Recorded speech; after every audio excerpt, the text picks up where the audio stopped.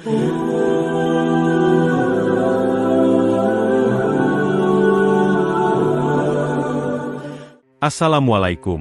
warahmatullahi wabarakatuh.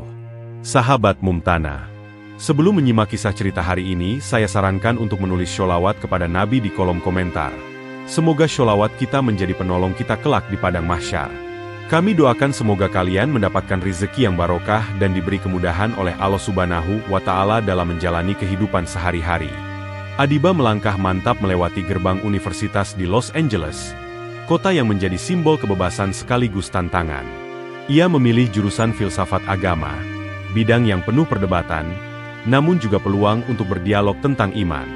Di antara lautan mahasiswa dari berbagai bangsa, Adiba mencolok, satu-satunya perempuan yang mengenakan jilbab. Tak jarang tatapan sinis dan bisikan terdengar saat ia lewat. Apakah dia tertindas? Kenapa harus pakai itu di sini? Namun Adiba tetap tenang. Ia sadar, pilihannya mungkin asing bagi lingkungan sekitarnya, tapi bukan berarti salah. Di kelas, ia dikenal tenang dan sopan, tapi tetap kritis. Suatu hari, saat dosen mengangkat tema pluralisme agama, suasana kelas mulai memanas. Di sanalah muncul Olivia, mahasiswi Kristen kelahiran Los Angeles yang cerdas, vokal, dan gemar mendominasi diskusi. Melihat Adiba yang kalem namun berprinsip, Olivia menganggapnya sebagai lawan debat yang menarik. "Apa kamu berani adu argumen soal agama?" tantangnya tiba-tiba. Dengan satu syarat, yang kalah harus mempertimbangkan pindah keyakinan. Kelas pun hening. Tatapan beralih ke Adiba. Ia sempat ragu, tapi tak mundur. "Jika ini demi mencari kebenaran, aku bersedia," jawabnya. Bukan karena ego, tapi karena ia percaya, kebenaran tak perlu ditakuti, cukup dibela dengan akhlak dan ilmu. Hari debat pun tiba. Suasana ruang kelas berubah dari biasanya. Penuh ketegangan, namun juga antusiasme. Mahasiswa memenuhi setiap kursi, bahkan ada yang berdiri di belakang. Beberapa diam-diam menyalakan kamera ponsel. Profesor yang mengajar hari itu berdiri di tengah, siap menjadi moderator. Di hadapan semua, dua mahasiswi duduk berhadapan. Olivia, dengan sikap percaya diri dan tatapan tajam, dan Adiba, tenang namun waspada. Olivia membuka dengan serangan langsung. Mengapa Islam selalu menindas perempuan? Jilbab, aturan ketat, bahkan poligami. Itu semua simbol ketidaksetaraan. Adiba menatapnya dengan tenang sebelum menjawab. Ia menjelaskan bahwa jilbab bukan bentuk penindasan, tapi perintah ilahi yang dimaknai sebagai kehormatan dan ketaatan. Kami menutup, bukan karena kami malu, tapi karena kami tahu nilai kami. Soal poligami, Adiba mengutip surat An-Nisa ayat 3, menjelaskan bahwa Islam tidak menganjurkan poligami sembarangan, melainkan sebagai solusi terbatas dalam kondisi darurat, dan hanya jika bisa berlaku adil, yang faktanya hampir mustahil. Olivia mulai terlihat terganggu. Ia tak menyangka lawannya dapat menjawab dengan lugas, penuh referensi, tanpa emosi. Namun Olivia tak menyerah. Ia terus menyerang, membawa isu-isu lain, dari kekerasan atas nama agama hingga stereotip teroris. Tapi semakin ia memanas, semakin Adiba menunjukkan ketenangan. Sebagian mahasiswa mulai tampak berpihak, bukan pada siapa yang paling lantang, tapi siapa yang paling bijak. Debat makin panas. Olivia mulai kehilangan kendali. Ia terus menyerang dengan retorika provokatif. "Kalau kamu yakin itu pilihanmu, kenapa kamu tak berani buka jilbab sekarang juga?" ucapnya lantang, menyindir dan menantang di depan seluruh kelas. Adiba tetap diam. Namun Olivia tak berhenti di situ. Dengan gerakan cepat dan emosi memuncak, ia berdiri dan berusaha menarik jilbab Adiba. Seketika ruangan menjadi kacau. Beberapa mahasiswa berteriak kaget, yang lain segera maju melerai. Profesor berdiri, menghentikan debat dan meminta Olivia mundur. Namun Adiba tetap duduk dengan tenang. Ia membenarkan kembali jilbabnya, lalu berdiri dan menatap Olivia dalam-dalam. Suaranya tenang, namun penuh wibawa. "Kamu boleh tak setuju dengan keyakinanku, tapi kamu tak punya hak untuk menyentuhnya. Ini bukan sekadar kain. Ini martabat, ini iman." Kelas hening. Olivia terdiam. Untuk pertama kalinya, emosinya membuatnya kehilangan simpati. Adiba tidak membalas dengan amarah, tapi dengan akhlak. Hal itu membuat banyak mahasiswa memandangnya dengan cara berbeda.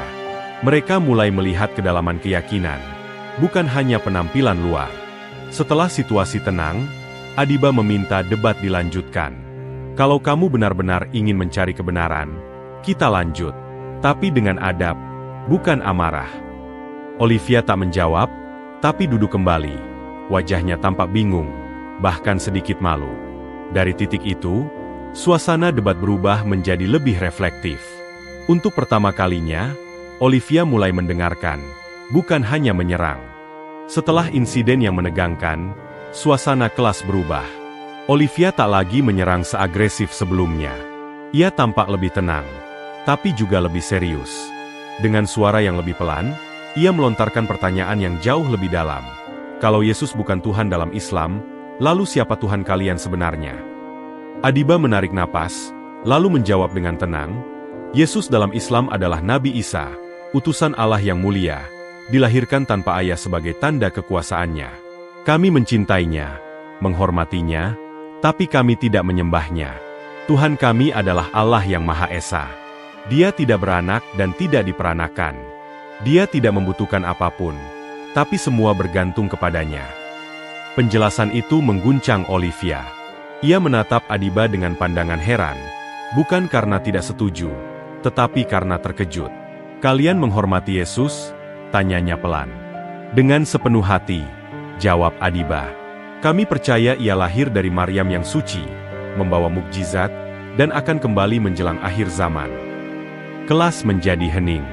Mahasiswa lain menyimak tanpa bersuara.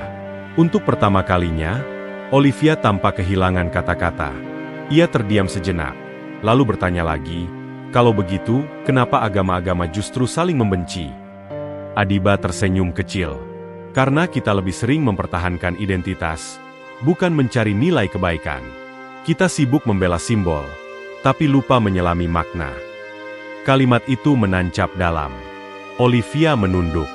Di wajahnya mulai terlihat keraguan, bukan terhadap orang lain, tapi terhadap apa yang selama ini ia yakini.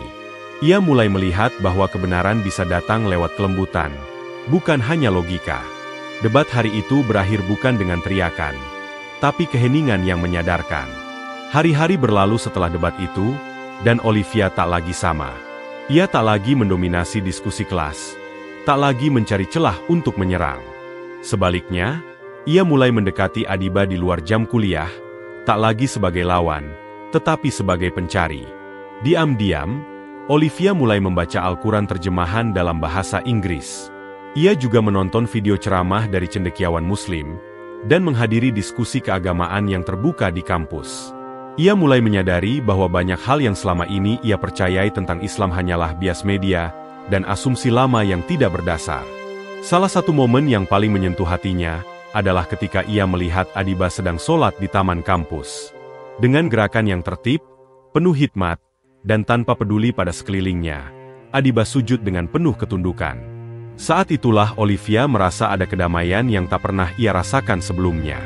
Sore itu, di ruang belajar yang tenang, Olivia mendatangi Adiba dengan wajah pucat tapi mantap. Adiba, katanya lirih. Selama ini aku terlalu sombong. Tapi aku telah belajar, dan hatiku merasa ini benar. Aku ingin menjadi muslimah. Aku ingin mengucapkan syahadat. Adiba sempat terdiam, matanya berkaca-kaca. Lalu dengan senyum haru, ia membimbing Olivia mengucapkan 2 kalimat syahadat. Kata demi kata keluar dari mulut Olivia, disertai tangis yang pecah tanpa bisa ditahan. Saat ia selesai, wajahnya tampak lega, seolah beban panjang telah lepas dari dadanya. Hari itu, cahaya hidayah menyentuh hati yang dulu penuh prasangka. Kabar tentang Olivia yang masuk Islam menyebar cepat di lingkungan kampus. Banyak yang terkejut. Seorang mahasiswi Kristen vokal, yang dulu lantang menentang Islam, kini tampil dengan hijab dan wajah yang jauh lebih tenang. Sebagian merespons dengan sinisme, menganggapnya tersesat. Tapi tak sedikit pula yang kagum dan penasaran dengan perubahan drastis itu. Olivia tak menggubris cibiran. Ia tahu keputusannya bukan karena kalah debat, tapi karena ia telah menemukan kebenaran yang menyejukkan hatinya. Ia duduk berdampingan dengan Adiba di kelas. kini sebagai saudari seiman. Senyum mereka lebih hangat, dan kehadiran mereka menjadi inspirasi tersendiri. Tak ingin perubahan ini berhenti pada dirinya sendiri, Olivia memulai sebuah forum kecil bernama Bridge of Hearts, Jembatan Hati, sebuah ruang diskusi lintas agama yang terbuka, damai, dan bebas tekanan. Forum itu bukan tempat adu argumen, melainkan tempat mendengar dan memahami. Banyak mahasiswa dari berbagai latar belakang hadir dan belajar tentang Islam, Kristen, bahkan agama-agama Timur. Dalam salah satu forum, Olivia berkata dengan suara mantap, "Dulu, aku ingin membuktikan bahwa Islam itu salah. Tapi ternyata, yang salah adalah caraku melihat." Kata-katanya membekas di hati banyak orang. Adiba memandang sahabat barunya dengan bangga. Mereka tak pernah merencanakan perubahan sebesar ini. Namun dari satu jilbab yang dicemooh, hingga satu hati yang terbuka karena akhlak, mereka menunjukkan bahwa dakwah paling kuat bukan lewat teriakan, tapi lewat keteladanan. Dialog lintas agama bukan tentang menang atau kalah, ucap Adiba, tapi tentang menemukan Tuhan di balik perbedaan.